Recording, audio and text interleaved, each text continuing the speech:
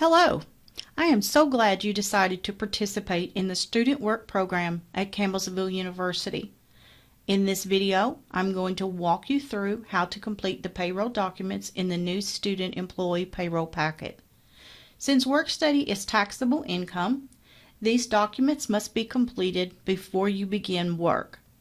The documents we will complete are a W-4, a K-4, and an I-9 form. We will also look at how to complete the form to direct deposit your earnings into your checking account if you choose to do so. Please print each document and complete as follows. Make sure you write legibly in order to not put a delay in your processing of your payroll. First, we're going to complete the W-4.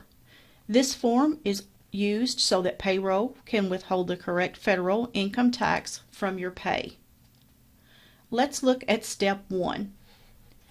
In step 1A, here you will put your first name and middle initial, right here, your last name, your home address, city or town, state, and zip code. On section B, you're going to enter your Social Security number. And then C, you're going to check the box that applies to you. Step 2, you can skip this step unless you have multiple jobs or a spouse that works. Step 3, you can skip this step unless you have children or other dependents that you provide support for. Step 4, you can skip step 4, it is optional. Step 5, you will sign your name and date that you completed the form. So let's pause for a moment and review your W-4 to make sure that you have completed each step, signed, and dated the form. Keep in mind we want to write legibly to ensure that we don't have a delay in the processing of your payroll. Now we're going to look at the K-4. This form is used so that payroll can withhold the correct state income tax from your pay. On the first line, you will add your Social Security number on this line here. On the second line, you're going to add your name, your last name, your first name, and middle initial on the second line. On the third line, your mailing address. You want to add your number and street, including apartment number or a PO number. On the fourth line, you'll add your city, town or post office box, state, and zip code. You can skip the next section. Then you will want to add your date, your signature, and the date you completed the form. So let's pause another moment and review your K-4 to make sure that you've completed this section, signed, and dated the form. Next, we'll look at the I-9 form. This form verifies your eligibility to work in the United States.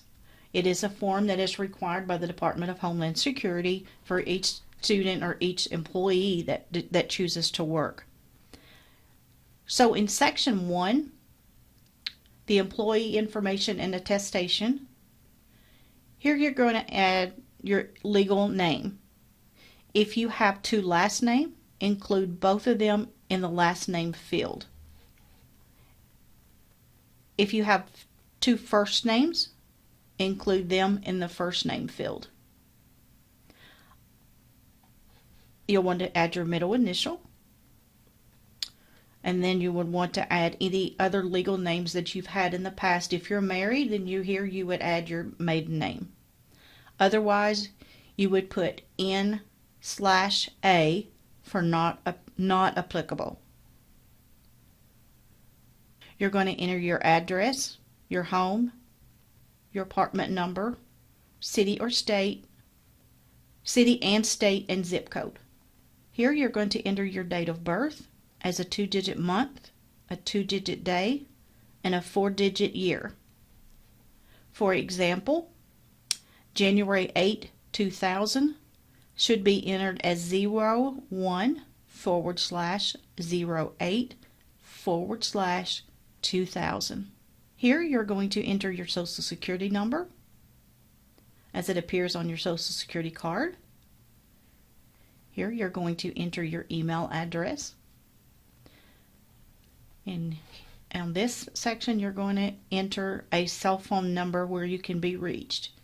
If you do not have a cell phone number, you could enter NA right in this section here. So here you want to read the warning and attest to your citizenship or immigration status by checking one of the boxes. Check 1 if you're a citizen of the United States. Check 2 if you're a non-citizen national of the United States. Check 3 if you're a lawful permanent resident.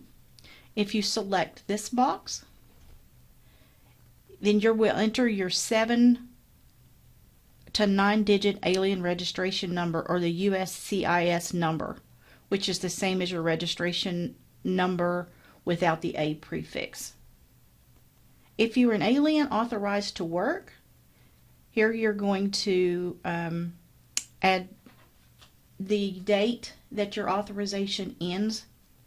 If there is no expiration date on the that you're allowed to work, then you would put an N/A for non-applicable.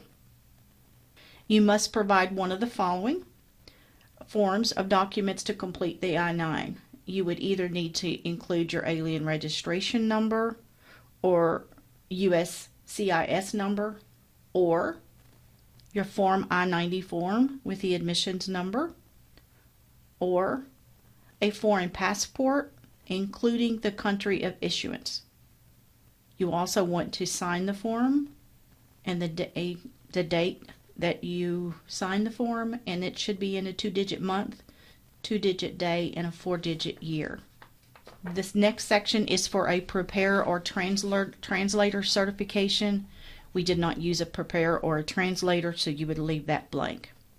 Now let's pause a moment and review your I-9 to make sure that completed the sections, signed and dated the form. Okay, there is another section of the I-9 form that will complete once you bring your documents to the Office of Financial Aid to pick up your student work authorization to begin work. You will receive an email sent to your email account letting you know the additional documents that you need to bring to complete the hiring process. You will need to bring those with you. They need to be original copies according to federal guidance. Social Security cards must be signed. We have to see those documents in person. We can't accept copies. The only copy that we can accept would be a certified copy of your birth certificate. All of that will be included in the email that you receive, letting you know what to bring, the times that you're allowed to, that is set aside for you to come into the financial aid office and pick up your work authorization and complete your hiring documentations. Last, we'll look at the authorization agreement for automatic deposit. This document authorizes Campbellsville University to direct deposit your earnings into your bank or financial institution of your choice. You will need to attach a blank check. Make sure you write void across the check, a deposit slip, or a letter from your bank that shows your checking account number and routing number. You'll want to print your name. Well, you want to attach the check here. You'll want to print your name, add your CU student ID number, write your signature, and add the date that you completed the form. Once all the forms are complete, bring them with you to the financial aid office along with your original documents to complete the hiring paperwork. If you have any questions when completing any of the above forms, you can contact the Office of Financial Aid by email at sgbolt@campbellsville.edu or by phone at 270-789-5208. Look forward to seeing you. and congratulations on becoming a tiger.